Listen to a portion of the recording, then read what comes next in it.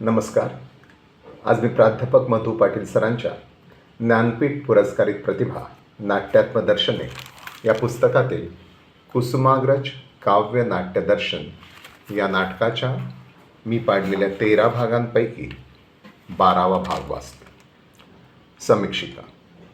श्रावण, वर्षा, वसंत, चंद्र, कोकिळा, राजहंस हे असे अनेक कवींच्या प्रतिभेचे विषय.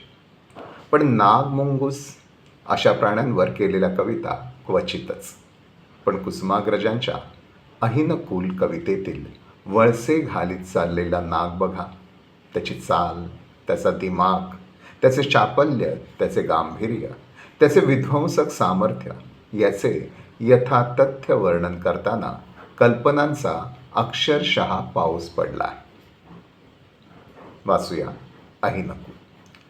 ओतीत विखारी वातावरणी आग, हा वळसे घालित आला मंथर नाग.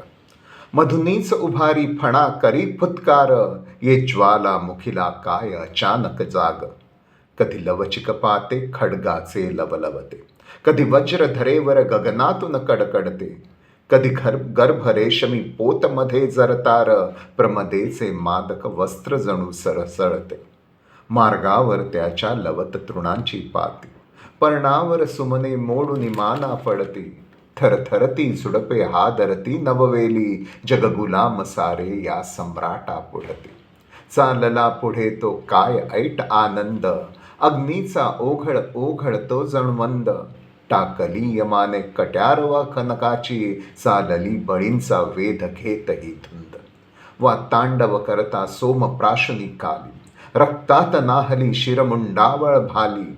थय थया नाचता नरड्यांवर प्रेतांच्या, हे कंकण निखळून पडले भूवर खाली. चालला पुढे तो लचकत मुरडत मान, अवतरे मूर्तिमान मल्हारातील तान. चांचल्य विजेचे दर्याचे गांभीर्य, चालला मृत्यूचा मान करीच महान. हा थांब कुणाची जाळीमध्ये चाहूल, अंगार कणापरी नयन कुणाचे लाल. आ रक्त ओठते ध्वजा जणू रक्ताचा, रे नकुल आला आला देख नकुल.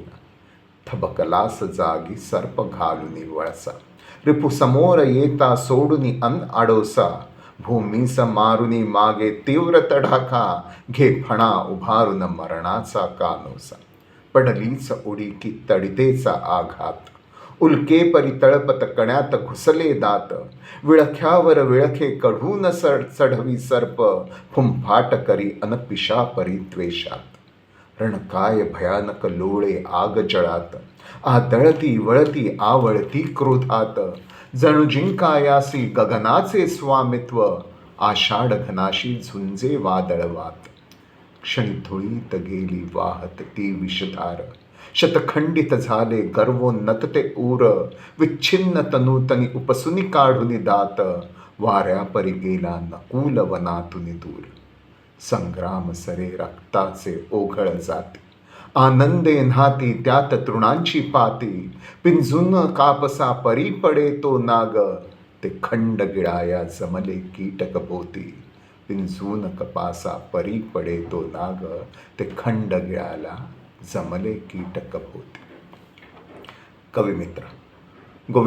गोविंदाग्रजांच्या अरुण, बालकवींचा अरुण हे दोन्ही अरुण कल्पनांच्या साम्राज्यात किती गाजले.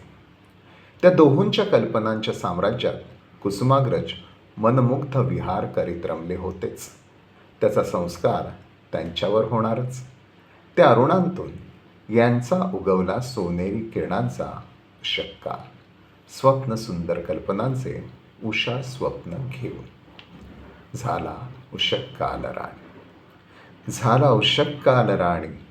हिमबिंदू बिलगुनी फुलांना पानांना बसती, हलती हळू वाऱ्यावरती. जोजवती जणू नवथर बाला ही बाळे चिमणी, झाला उषक्काल राणी. निळवंतीच्या फुलू लागल्या कळ्या कुंपण्यावरी, येऊनी रात्रीच्या प्रहरी. परत जायचे विसरून गेल्या वनदेवी कुणी, झाला उषक्काल राणी.